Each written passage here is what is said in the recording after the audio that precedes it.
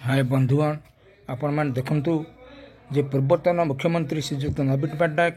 तांकर अच्छी ना अहंकार ना क्रोध ना ईर्षा से क्या भी ईर्षा करती ना कौन सी लोक हो दल को हो कि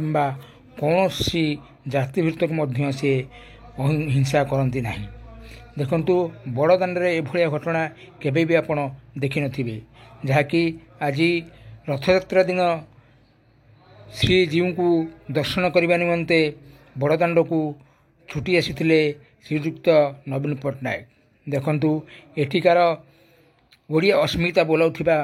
जन को व परिजन को एवं लोक मानक देखंतु ना से ओडिया अस्मितार दुहाई देउछंती ना क्या घृणा करछंती। देखंतु से बड़दाण्डे श्री जगन्नाथ को दर्शन करने आसिछंती एवं जाइछंती एवं वर्तमान सरकार मध्य मंच ऊपर अछंती से मंच तले मध्य मंच तल को मध्य जाइतिले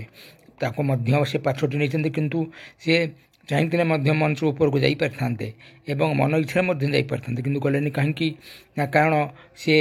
ओडिया समाज को ओडिया भाषा को ओडिया अस्मिता को से बजाय रखिछंती। तेणु से तले सेमानकु मध्य किपरि सम्मान दउछंती आपण माने देखंतु ए होउची ओडिया अस्मिता।